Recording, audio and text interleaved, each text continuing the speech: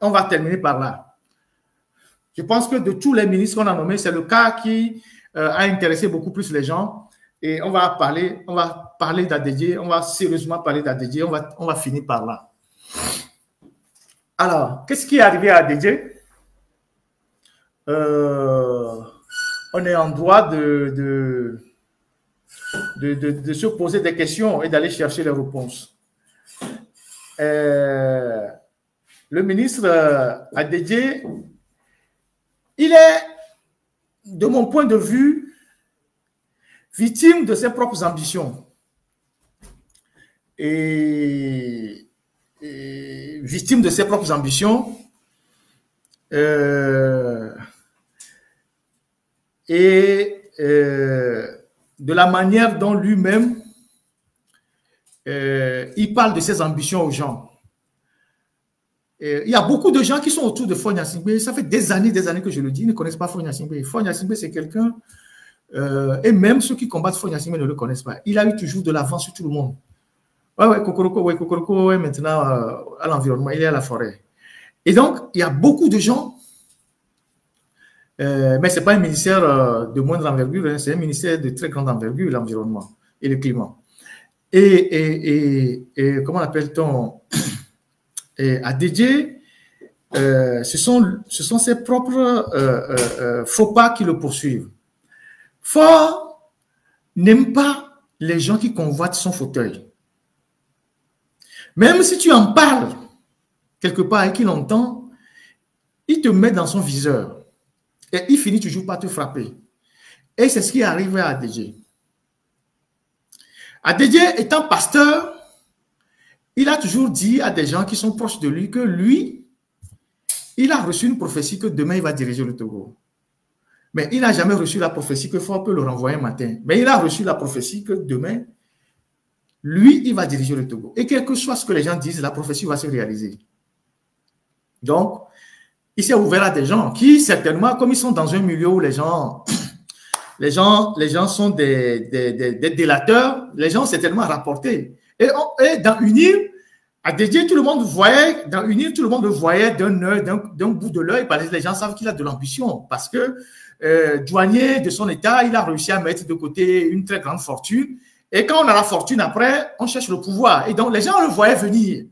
Même en 2020, les gens disaient que Faure n'allait pas être candidat, que c'est Adedje qui allait être candidat. Et lui-même, il est rentré dans cette dynamique-là. Et à force d'en parler aux gens en privé, je pense que c'est arrivé dans les oreilles de leur gourou, qui, lui, ne supporte pas que quelqu'un qui est autour de lui ait la moindre ambition ou même vision sur son fauteuil. Donc, le gars l'attendait au bon tournant pour le frapper. Ça, c'est la première des choses. Ça, c'est la première raison. Deuxième raison, au sein de Unir, je vais revenir avec des photos sur la première raison, mais deuxième raison, non. Est-ce que la technique peut me passer la première photo? Et donc, je vais vous montrer des images. Et vous allez voir que ces images n'ont jamais plu à Faure Gnassingbé. Vous voyez ces images-là? Vous voyez ces images-là? Il y en a plein. J'attends que ça arrive sur TikTok, sur YouTube d'abord. Vous voyez ces images-là?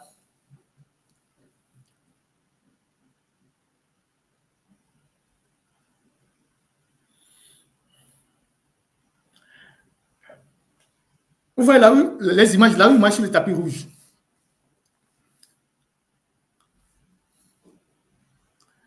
Voilà, il faut t'arrêter là, technicien. Vous voyez ces images-là, là où il est sur le tapis rouge. Ce sont des images,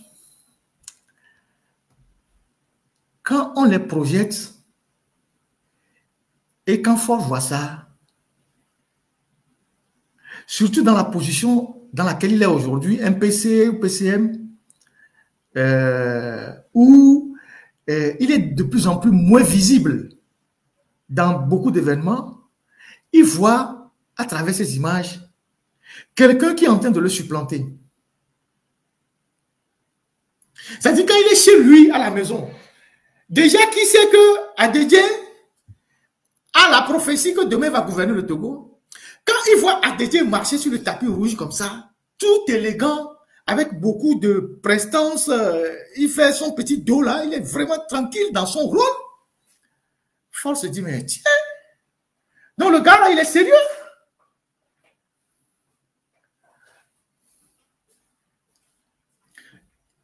sérieux hein, dans mon analyse. Hein.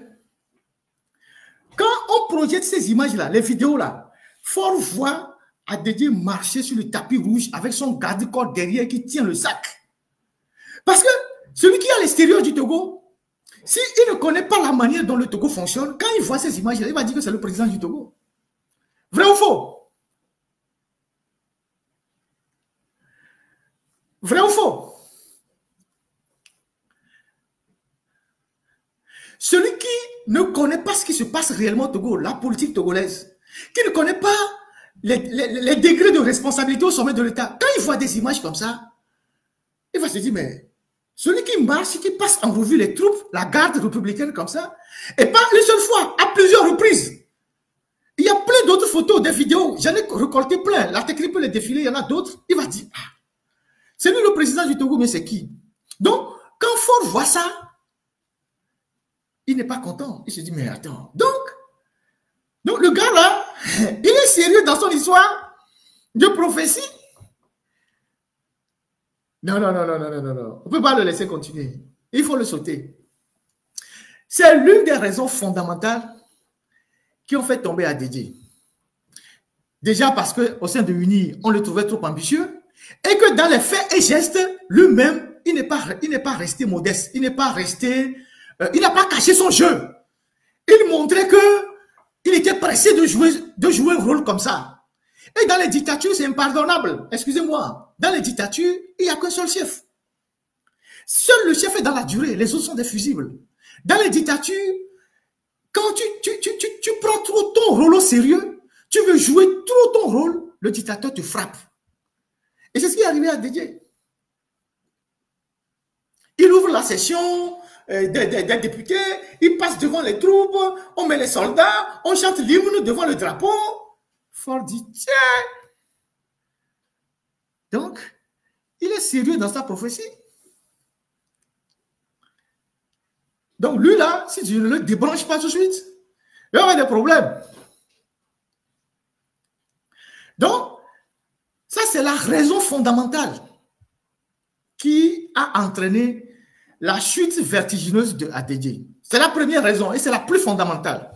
Parce que lui-même, il n'a pas su cacher ses intentions, ses ambitions et tout et tout. Il était pressé de jouer un rôle. Et dans les dictatures, c'est très mal perçu. C'est très mal perçu. Dans les dictatures, ce n'est pas toléré. Les gens ne savent pas être plus ou moins modestes dans leur rôle quand ils servent un dictateur. Donc, c'est ça la première des raisons. Deuxième raison, il y a les gens de UNIR qui l'accusent que c'est lui, c'est son zèle qui a poussé Ferdinand en exil. Et Ferdinand est devenu aujourd'hui un problème pour eux. Mais ces gens ont oublié que quand Adedje portait plainte, il réactivait la plainte, c'est ensemble avec eux.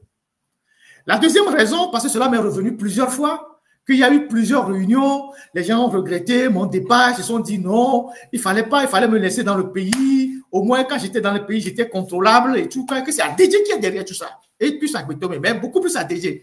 Ils ont fait plusieurs réunions. Ils ont dit que c'est lui le responsable. Que si aujourd'hui je suis à l'extérieur et que je leur mène la vie dure et que je les emmerde, c'est lui le responsable. Qu'il n'aurait pas réactivé cette plainte-là, que je serais encore au Togo et que je serais au moins contrôlable. Au moins, je n'irai pas trop loin dans mes informations. Et que donc, c'est parce qu'il a tenu par tous les moyens à réactiver cette plainte-là, à me renvoyer en prison. Je sais que ce n'est pas lui seul. Certainement qu'il a eu la caution de Ford. Lui n'était qu'un instrument. Il a eu la caution de Ford, de Davodou, mais aujourd'hui que c'est chaud, il se défausse sur lui. Je sais que ce n'est pas lui, en tant qu'Adedje, qui allait réactiver la plainte. La plainte était dans le circuit de la justice et je pense qu'au sommet de l'État, ils ont décidé de réactiver la plainte pour nous renvoyer en prison. Mais maintenant qu'il y a eu des problèmes, on lui porte le chapeau. Donc, c'est ce que je pense. Donc, je me dis que ce n'est pas lui qui a réactivé la plainte. La plainte a été réactivée par ses supérieurs. Mais lui, aujourd'hui, on dit que c'est lui. Donc, c'est à cause de lui que j'ai fui. Et aujourd'hui, je suis devenu un phénomène incontrôlable. Que s'il n'avait pas porté cette plainte-là, au moins je serais encore aujourd'hui au Togo. Et de temps en temps, ils vont m'effrayer. Et au moins, j'aurais peur et je ne vais pas sortir tout. Maintenant que je suis dehors. Donc, ça aussi, c'est une accusation qu'on lui porte. Et troisième chose, il y a cette histoire d'appartement qu'il a acheté en France avec sa femme, qui a été aussi, qui est arrivé comme aussi un troisième élément dans son dossier. Et donc, quand on voit que Adedje n'a même pas été consulté avant d'être débarqué du Parlement, parce qu'il y a quelques jours, il avait fait la rentrée parlementaire, mais les gens de Ingrid, les gens qui étaient proches de Ingrid, savaient qu'on allait enlever Adedje. Parce que 2 jours avant, ils étaient au courant. Les gens qui sont dans l'entourage de Ingrid, ils savaient qu'on allait enlever Adedje. Et comme j'ai l'habitude de vous le dire, RPT Unir, c'est un globe terrestre. Ceux qui sont au pôle Nord ne savent pas ce qui se passe au pôle Sud. Unir, c'est un globe terrestre. Il y a des gens qui sont au pôle Nord et ils ne savent pas ce qui se passe au pôle Sud. Donc, les événements les surprennent. Dans ce parti-là, il y a plusieurs groupes dans des groupes. Il y a des gens qui sont au pôle Nord et ils ne savent pas ce qui se passe au pôle Sud. Donc, les événements les surprennent. Donc, il y a des gens qui étaient autour de cette dame-là. Ils savaient déjà qu'Adedje allait être sauté. Mais Adedje lui-même ne savait pas. Adedje lui-même ne savait pas. Et même Adedje, quand il a été nommé président du Parlement, il ne savait pas. Il y a de cela 1 an, quand Adedje a été désigné par le député, Adedje ne savait pas. Il était au Rwanda. Il était en mission au Rwanda. Et c'est là qu'il a appris que c'est lui qu'on a choisi comme président du Parlement. Donc, il n'y a pas eu une discussion préalable entre lui et Fort lui a dit, c'est toi que je mets au Parlement. Il était au Rwanda. Il était au Rwanda quand il a appris que c'est lui qu'on a pris comme président du Parlement. Entre-temps, les gens pensaient que c'est Classou qui devait passer. Il y a aussi quelqu'un aussi qu'on avait projeté que c'est lui qui devait passer, au point que Classou, quand ils sont sortis de la salle, je vous avais dit, il était très, très, très furieux. Et donc, aujourd'hui, on va voir Adedje qui fait la passation de service avec Tchegan.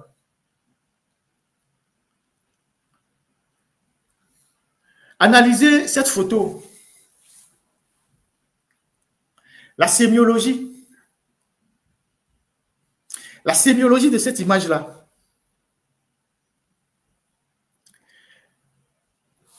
Analysez cette photo. Elle va arriver sur YouTube, vous allez voir. Ça, c'est la cérémonie de passation de service entre Tchegan et Adedje avec le ministre Bamouni Baba au milieu. Regardez, analysez la photo. Oui, celui qui est sur TikTok ne peut pas voir, mais celui qui est sur YouTube, Facebook va voir. Vous voyez la photo là? Il y a quelqu'un qui n'était pas assez beau jour en observant les visages. Il y a quelqu'un qui a l'air d'être très furieux en observant les visages. Il y a quelqu'un qui a envie d'aller aux toilettes sur cette photo en observant les visages. Il y a quelqu'un qui n'est pas dans sa peau en observant cette photo. Il y a quelqu'un qui est très embarrassé en observant cette photo. Il y a quelqu'un qui n'est pas content de son poste en observant cette photo. Ça, c'est la sémiologie de l'image. Merci à la technique de l'avoir rapproché. Vous voyez cette photo-là?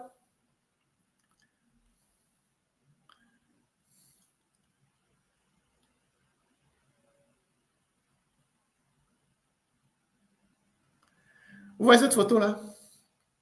Donc, et voilà, pauvre Adedje, et en fin de compte, il y a aussi le fait que lui et le président fantomatique, Sambi de Tové, ils ne sont pas les meilleurs amis, compte tenu de la rivalité entre Kovié et Michintové, et chacun cherchant à supplanter et l'autre. Aujourd'hui, ce sont les gens de Kovié qui ont certainement dansé à l'éviction de Adedje. Donc, Adedje ne pourra plus se promener à Lomé avec un gyrophare, pim-pam, comme Tchegan aussi. Il y a un gars qui faisait de la blague quand Tchegan est tombé, quand on a enlevé Tchegan. Il a dit que si Tchegan entend encore le son du gyrophare, c'est soit sapeur-pompier ou c'est ambulance. Parce qu'elle est partie pour longtemps. Je pense qu'Adedje aussi, la prochaine fois qu'il entendra le son de l'ambulance, de gyrophare, c'est soit un sapeur-pompier qui passe devant son domicile ou c'est une ambulance. Mais c'est une humiliation de prendre quelqu'un du poste de l'Assemblée nationale et de le ramener à ce ministère-là que les petits du UNIR veulent nous faire croire que c'est un ministère d'envergure. Ce n'est pas un ministère d'envergure. Et on sait comment ça fonctionne. Il y a des ministres qui sont délégués qui iront rendre directement compte à Faure Gnassingbé. Ils vont supplanter ADJ. Il y a des ministres délégués auprès de la DG qui ne vont même pas rendre compte à ADJ. Ils iront directement voir Faure Gnassingbé parce que c'est Faure qu'il aura voulu ainsi. Et donc, ADJ va gérer la coquille vide. Ministre de l'urbanisme et de l'aménagement du territoire. C'est des gros mots, comme tout ce qu'ils ont fait dans le gouvernement. Ils ont sorti maintenant de grosses expressions, veille stratégique, planification numérique. C'est des gros mots qu'ils ont sortis qui ne sont... c'est comme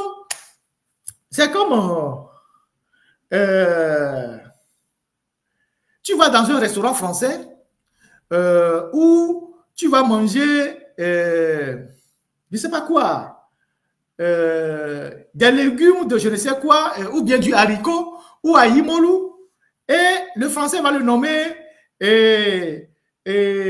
riz à la sauce de quoi, avec haricot, voilà, alors que c'est haricot et à Imolu que tu manges. Mais le français va nommer riz, je sais pas, il va trouver une expression française, il va dire riz, je sais pas, riz corse à la sauce bretonne avec accompagné de poisson, alors que c'est Aïmolou plus Kanami. C'est ça le gouvernement de Faure Gnassingbé. C'est-à-dire, ce sont les mêmes ministères, mais on a cherché de grosses expressions pour faire croire qu'on a innové quelque chose. C'est ça, veille stratégique. C'est quoi, ministre de l'économie et de veille stratégique? C'est quoi veille stratégique? Ministre de planification numérique, alors que ça s'appelait ministre de l'économie numérique. C'est quoi planification numérique? Voilà. Et si on rentre en cuisine, c'est comme ça. C'est-à-dire, tu vas manger du poisson braisé quelque part, et bon, ça pavine en couteau, le français va dire, c'est pas quoi, saumon de quoi, quoi, il va mettre tous les ingrédients, il va donner un gros mot. Et tu vas croire que c'est une recette spéciale. Et quand on t'apporte la nourriture, tu vas dire, c'est comme ça qu'ils ont baptisé les ministères. Il est quoi? Ministère de l'économie et de la veille stratégique. C'est la guerre. C'est quoi? Veille stratégique, là, il y a quoi dedans? Veille stratégique, là, il y a quoi dedans? Et on est en train de s'endetter. Planification numérique. Et on n'a pas Internet. On nous coupe Internet. Tout ça, c'est pour jouer sur les mentalités des gens, des esprits faibles. La seule chose qui a changé dans cette histoire-là, c'est les dénominations. Ils ont ajouté quelques gros mots pour bluffer les gens. Donc, voilà ce que moi j'ai à partager avec vous aujourd'hui sur la formation de ce fameux gouvernement-là. Je dis Yakoa ADJ. Moi, je ne suis pas rancunier, mais ce sont des gens, ils ne connaissent pas Faure Gnassingbé. Tous ces gens-là que vous voyez là, ils ne connaissent pas Faure Gnassingbé. Faure Gnassingbé, il humilie les civils de la même manière qu'il humilie les militaires. C'est la même méthode. Dès que tu es à son service, il te fait faire des bêtises. Tu peux tuer, il va se taire, mais il monte un dossier sur toi. Tu voles l'argent, les journalistes crient, les journalistes font les articles, tel ministre a détourné, tel DG. Il fait comme s'il n'a pas vu. Peut-être que lui-même, il a sa part dedans, mais il fait un dossier sur toi et il met le dossier dans les placards. Le jour où tu commences par mal parler de lui, où il sent que tu as de l'ambition, il sort un dossier comme ça, il t'envoie soit en prison ou il te descend. Et c'est le même mode opératoire qui lui permet d'éliminer à la fois les militaires, les civils et les civils qui sont dévoués à son service. ADJ, qu'est-ce qu'il n'a pas fait? Mais ADJ, qu'est-ce qu'il n'a pas investi pour le régime? Quelle prière il n'a pas organisé? Les prières de reconnaissance. Quel journaliste il n'a pas envoyé en prison? Comme nous. Même les gens qui ont volé chez lui à la maison. Le jeune homme qui a volé chez ADJ là, c'est son beau ou bien gars qui a volé chez lui là. Vous savez qu'il est décédé. Le jeune homme qu'on a arrêté, qu'il a volé l'argent au domicile d'ADJ et qu'on l'a gardé dans une brigade là, il est décédé après. Et pourtant, c'est un membre de sa famille. On ne sait pas dans quelles circonstances il est décédé. On ne sait pas dans quelles circonstances le jeune homme là est décédé. Parce que le jeune homme là, il est au courant de beaucoup de choses.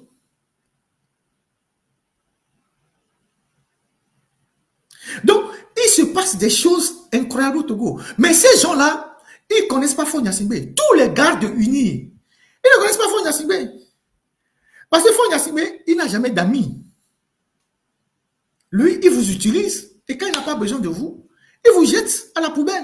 Et il vous humilie même. Quel est ce chef d'État qui humilie les gens, qui se battent pour lui, qui se battent pour lui? Regardez les Kokoroko. Regardez les Yak. Regardez aujourd'hui les Gilbert Bahara. Ils sont plus à la porte de sortie que de l'entrée. Regardez Tchegan. Tchegan qui s'est frappé la poitrine. Hein? Qui a fait bourrer les urnes. À Palimé là-bas, dans le Pelé, bourrer les urnes. En plein visage, ils ont bourré les urnes, en plein soleil. Que UNIR doit gagner. Tchegan était devenu hystérique parce que Fort a atterri 2 fois là-bas. Pelé est venu manger chez elle avec l'hélicoptère. Elle disait ça dans leur dialecte. Que Maouira et Amagava, des histoires comme ça. Elle a commencé par jouer son truc. Vous avez vu ce qu'on lui a fait? Aujourd'hui, elle pleure. Mais elle pleure seule dans sa chambre. Peut-être que demain, on va lui redonner quelque chose. On ne sait jamais. Mais là, c'est l'humiliation. Quel est ce patron que vous servez avec dévouement, que vous servez avec zèle, que vous servez avec fanatisme, qui à la fin vous humilie les uns après les autres, qui n'a pas d'égard pour vous. Maintenant qu'il les a renvoyés là, il ne va plus les recevoir. Hein. Même pendant que les gens étaient au gouvernement, rarement que Fort les reçoive.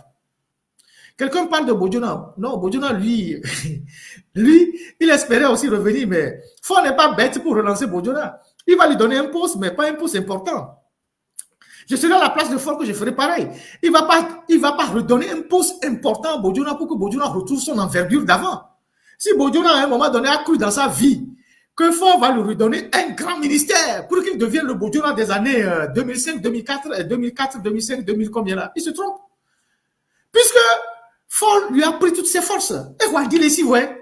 Il l'a envoyé en prison, Bodjona est revenu vers lui, et Bodjona est à ses services.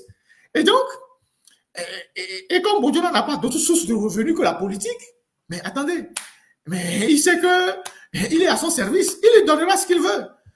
Et Bodjona ne peut pas aller plus loin que ça. C'est tout. C'est ça la réalité politique. Puisque Bodjona a été présenté comme un dispositif important dans le système de Fort. Mais quand Bodjona a quitté la barque, pendant 10 ans, le dispositif a tenu. Donc, en réalité, Fort s'est passé de Bodjona. Donc, si c'est passé de lui pendant 10 ans, s'il est revenu aujourd'hui, il va lui donner des responsabilités de moindre envergure. Il ne va pas le mettre à un poste important pour qu'il retrouve sa force d'avant. Je serai à sa place que je ferai pareil. Donc, ne soyez pas surpris que Bodjona ne soit pas dans ce gouvernement. Peut-être qu'il va le nommer, comme il y a encore 3 postes qui sont un peu vacants, 3 postes qui sont en l'air, ministère de la fonction publique, ministère des transports et ministère... bon, l'armée c'est pour lui.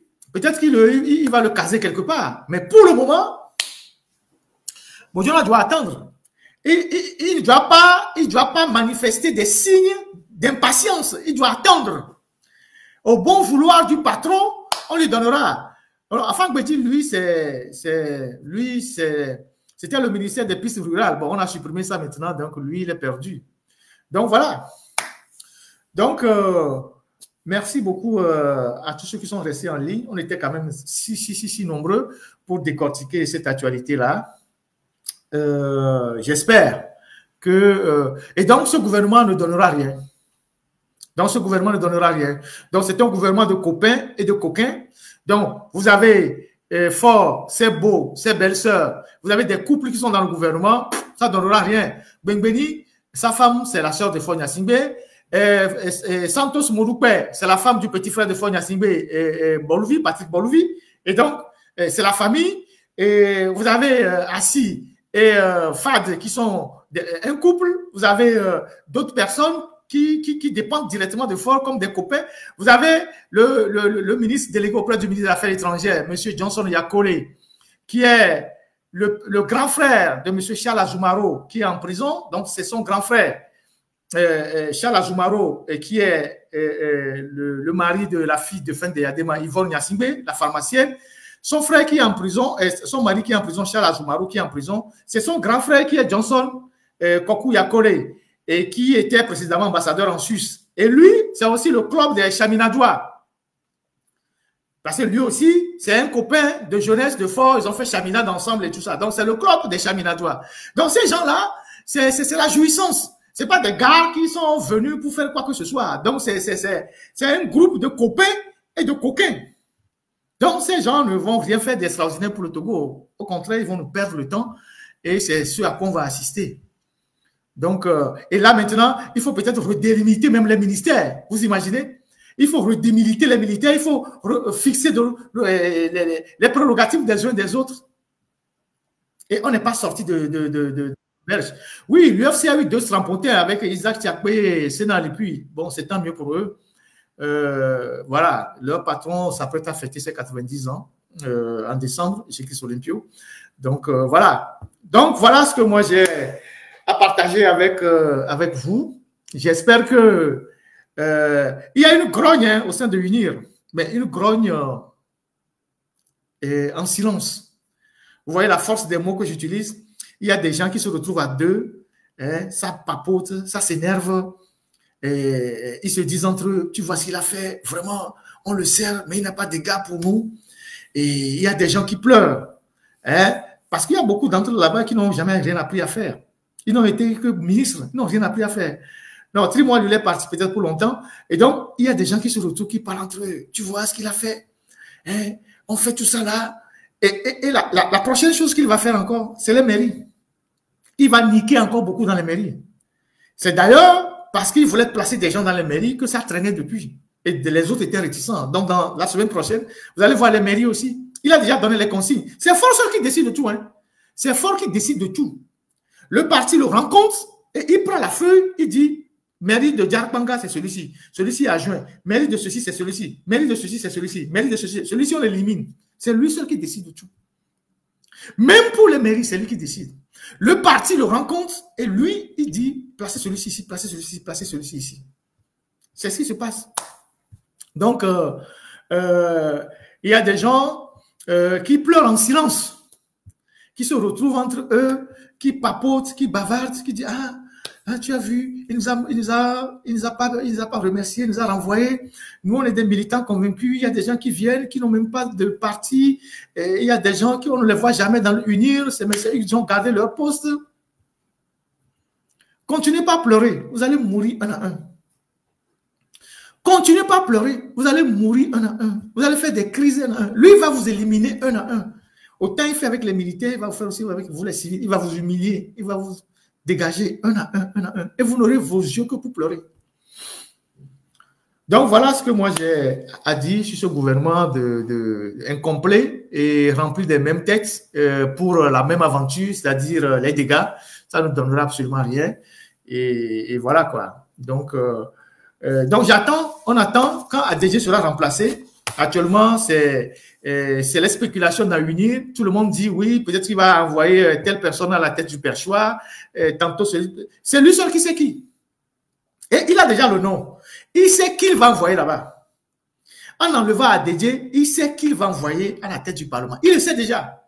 Maintenant, il va mettre quelqu'un qui ne va pas avoir trop d'envergure pour l'éclipser, comme ADG marchait sur les tapis rouges là.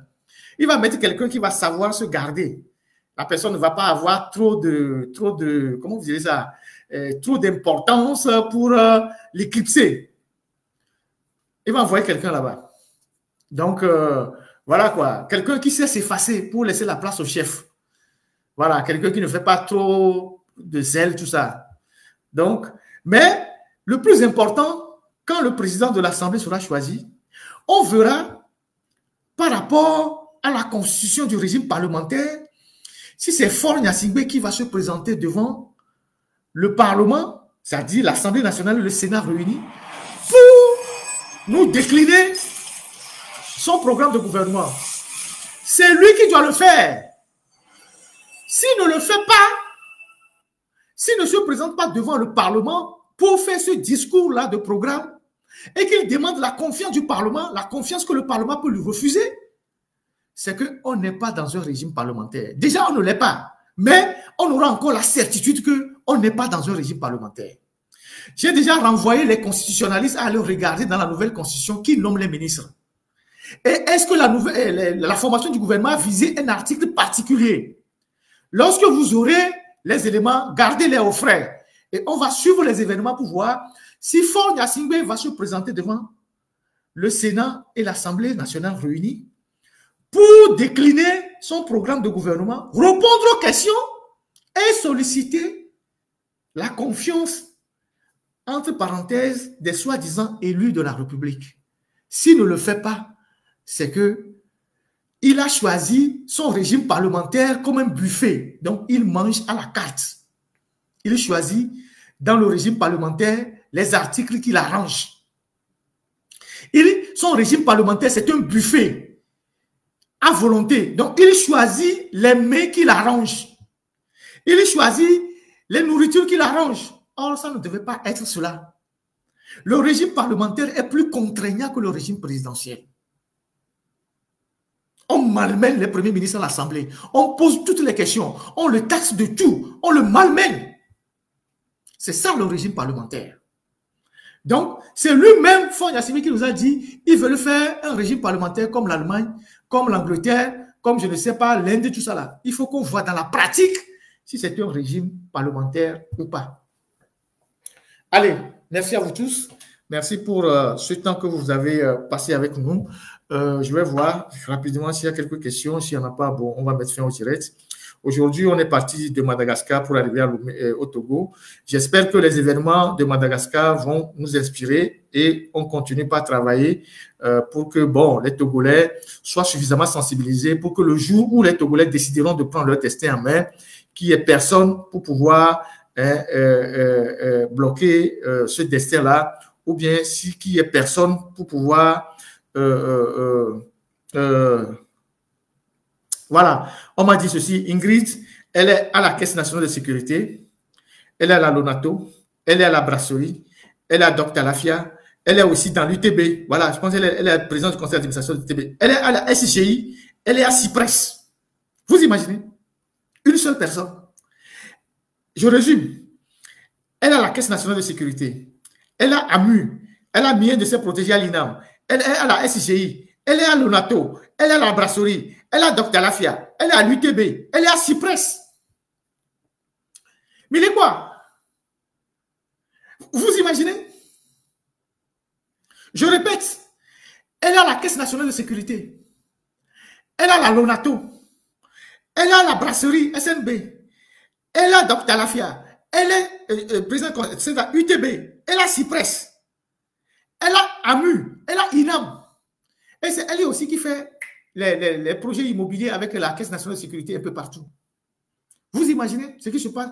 Elle influence aussi la FTF. La FTF. Elle influence aussi la FTF. Américains, les unir, mais.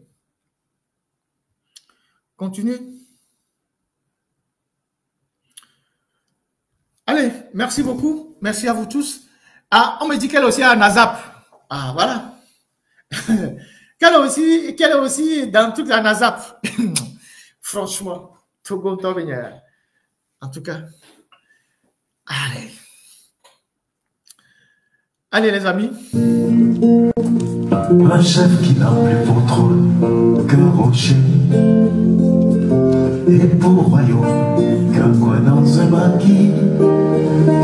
Combien de temps restera-t-il caché?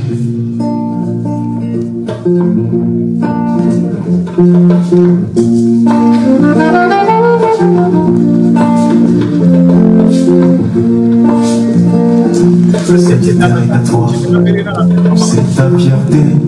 Appelez les femmes de 40 ans, maman, 45 ans, maman, 50 ans, maman. Vous appelez les femmes de 50 ans, maman. Vous, les généraux de 70 ans, vous appelez les femmes de 50 ans, maman. Cablio. Aujourd'hui, vous n'avez plus de maison. Plus rien au monde ne vous appartient. 14 500 personnes sur YouTube. Presque 6 500 sur TikTok. La dernière fois, il y avait 60 000 personnes qui ont suivi le live, juste à la fin. Les policiers, au rassemblement, vous êtes de ne plus suivre les lives de Ferdinand. Il faut suivre. Vous pouvez suivre en décalé. Vous pouvez suivre en différé. Vos patrons suivent en différé. Ceux qui ne veulent pas suivre directement suivent en différé. Quand je finis, ils suivent tranquillement. Au rassemblement, on vous a dit de ne plus suivre les lives de Ferdinand. Les militaires aussi. Vous pouvez suivre en différé. Il n'y a pas de souci. Quand je finis, vous allez suivre après. Vos patrons font pareil. Les officiers font pareil. Beaucoup m'envoient d'ailleurs des félicitations.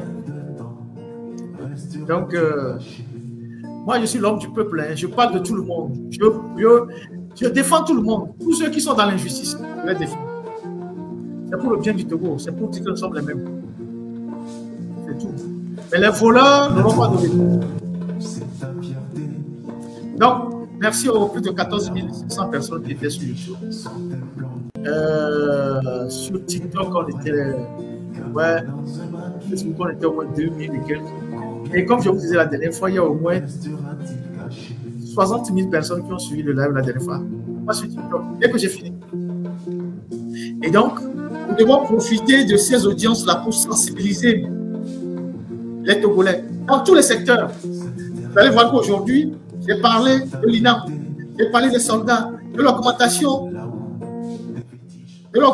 des allocations de famille, j'ai parlé des hôpitaux, j'ai parlé de tous les secteurs. C'est comme ça que nous devons sensibiliser les Togolais. Quand quelqu'un est à Tapao, il faut qu'il se retrouve dans ce que je dis.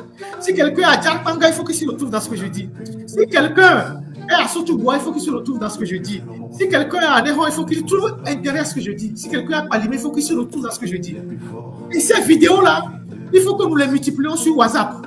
Comme ils sont en train de bloquer énormément TikTok au pays, il faut que ces vidéos-là, on fasse des petites coupures qu'on partage massivement sur les WhatsApp.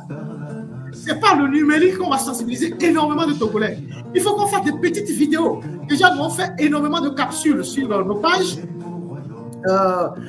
alternatives, TikTok. On fait énormément de capsules pour informer les gens. Et il y a toute une équipe qui travaille. On fait des articles, on fait des capsules, on fait des vidéos. Et il faut que nos lives, pas seulement les lives de Ferdinand, tous les lives de sensibilisation, qu'on les repartage énormément sur WhatsApp. Parce que tout le monde a au moins WhatsApp. Qu'on fasse des petites coupures. Les Togolais qui nous écoutent, les gens, c'est aussi votre contribution. Coupez les lives, coupez les lives de sensibilisation, coupez-les et envoyez sur les forums WhatsApp partout. Il faut que les gens soient sensibilisés. Et c'est comme ça que nous allons préparer le peuple à prendre son destin le jour venu. Parce que ce que vous voyez un peu partout là, ça va arriver au Togo, d'une manière ou d'une autre. Ce que la GNZ est en train de faire partout là, ça va arriver au Togo. Il y a certainement des gens qui vont dire ça n'arrivera jamais. Le dictateur dit toujours, c'est pas, ça ne m'arrivera jamais, jusqu'au jour où ça lui arrive. Donc au Togo, nous avons l'assurance que ça va arriver. Donc nous devons préparer les esprits à cette échéance-là. Et donc, ça passe par la sensibilisation, ça passe par le partage des informations, des messages, ça passe aussi par toutes les injustices qui se passent dans le pays. Il faut qu'on les relève, il faut qu'on soit du côté des plus faibles, de parler des besoins des Togolais, de les réveiller, de les sensibiliser, de les informer, de les conscientiser. Et donc, puisque ma voix porte, je la mettrai au service de ce travail-là. Et c'est ce travail-là que je fais depuis des années quand même j'étais au pays. Donc, plus notre audience augmente au Togo, plus nous devons relever tout ce qui ne marche pas pour être aux côtés du peuple. Et le jour où le peuple décidera de prendre ses responsabilités, tout le monde verra. Donc, coupez les lives, coupez tout. On parlera de tous les secteurs. Armée, police, gendarmerie, les agriculteurs, tout le monde. On abordera tous les sujets. C'est ça. Donc, voilà. Un chef qui n'a plus pour trône qu'un rocher, et pour royaume qu'un croyant se maquille. Vos cadeaux sur TikTok, tout ça, merci à vous. Merci pour ceux qui m'envoient des messages, ceux qui me sollicitent, ce que je peux lire, je lis, ce que je peux partager, je partage. Mais il faut que ça soit un travail collectif. Et ne perdez pas le temps sur les communicants du régime. Ne leur répondez jamais. Ne perdez jamais aucun temps. Leur objectif, c'est de nous distraire. Ignorez-les et restez focus sur les objectifs. Sensibilisation, conscientisation, mobilisation des Togolais. Ne perdez aucune minute à répondre à qui que ce soit qui vous dit quoi que ce soit. Ce n'est pas notre objectif. Eux, leur rôle, c'est de nous distraire. C'est nous amener dans des chemins qui ne sont pas les nôtres. Donc, restez focus. Tout ce que les gens racontent sur vous, mettez ça dans la poubelle. Ne les suivez même pas. Ne faites même pas comme ils existent. Continuez par sensibiliser les Togolais à sortir les dossiers du régime. Et c'est avec ça qu'on va continuer la sensibilisation. C'est ça. Donc, nous devons garder à l'esprit que c'est par la sensibilisation, c'est par la conscientisation, c'est par le partage d'informations que nous arriverons à mettre le peuple togolais à un niveau de conscience qui lui permettra lui-même de prendre ses responsabilités au jour venu. Et c'est ce travail-là qui doit être fait et qui doit continuer par être fait. Je fais ma part, je pense que d'autres personnes aussi font leur part. Et toutes les voix qui portent dans le pays, il faut les utiliser à fond. Quand nous parlons des juges, c'est pour que demain, même si on change de procureur, celui qui vient, il se calme un peu, qu'il ne fasse pas les mêmes bêtises que celui qui est là. C'est pour aussi amener les juges à prendre conscience qu'ils ne peuvent pas continuer par traiter leurs propres frères comme ça. Ce n'est pas normal. Donc, tous les secteurs que le régime utilise pour nous opprimer, les gens qui sont devant, on ne doit pas les rater. C'est important. Voilà. Merci. Merci à la technique. Aujourd'hui, vous n'avez plus de maison. Plus rien au monde ne vous appartient. Très bonne semaine. Très bonne semaine. Et que la providence veille sur chacun d'entre nous, que Dieu nous accompagne et que le Seigneur veille sur nous. Le dictateur, lui, ne dort pas. Il est à notre recherche. Il nous guette. Il nous cherche. Nous devons rester vigilants à tout moment.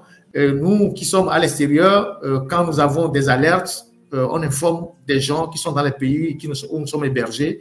Il y a beaucoup de plaintes qui sont déposées contre des gens qui sont au Togo, qui menacent notre vie. Et ces gens-là, beaucoup d'entre eux risquent d'avoir des mauvaises surprises quand ils vont atterrir dans l'espace européen, parce qu'on a leur nom, on a déposé des plaintes avec leur nom et ils sont surveillés. Leurs éléments qu'ils recrutent ici, aussi en Europe, ils sont surveillés. Et donc, ne tergiversez pas sur ces choses-là. Quand vous recevez des menaces ou vous entendez que des gens s'organisent pour porter atteinte à votre vie, le pays dans lequel vous êtes hébergé, il faut saisir les autorités. Et comme toujours dans ces pays-là, il y a un dispositif qu'on met en place pour surveiller tout. Et ces gens-là, ils risquent gros. Et donc, la seule chose que moi j'ai à vous dire, restez vigilants, évitez les amitiés inutiles, les visites inutiles, les relations qui ne vous apportent absolument rien. Évitez tout ça et vous serez zen. Parce que le dictateur, il prend le temps de connaître vos habitudes. Et quand vous passez trop de temps dans les milieux où il y a de l'ambiance, c'est par là qu'il peut vous atteindre facilement. Donc, il faut rester vigilant. Et une fois que vous portez des plaintes, vous signalez des mouvements suspects, vous donnez des noms, on surveille ces gens-là. Quand ils arrivent à l'aéroport, parfois on les laisse passer, mais on les surveille comme on ne les surveille pas. Nous sommes dans des pays organisés. On est dans des pays très organisés. Et surtout quand on est des journalistes comme moi, quand vous signalez des faits comme ça, toutes les organisations sont en mouvement. On interpelle. Les gens sont en mouvement. Les gens surveillent. Donc voilà. Donc continuons notre travail de sensibilisation et ça paiera à coup sûr. Merci à vous tous et bonne semaine. Allez.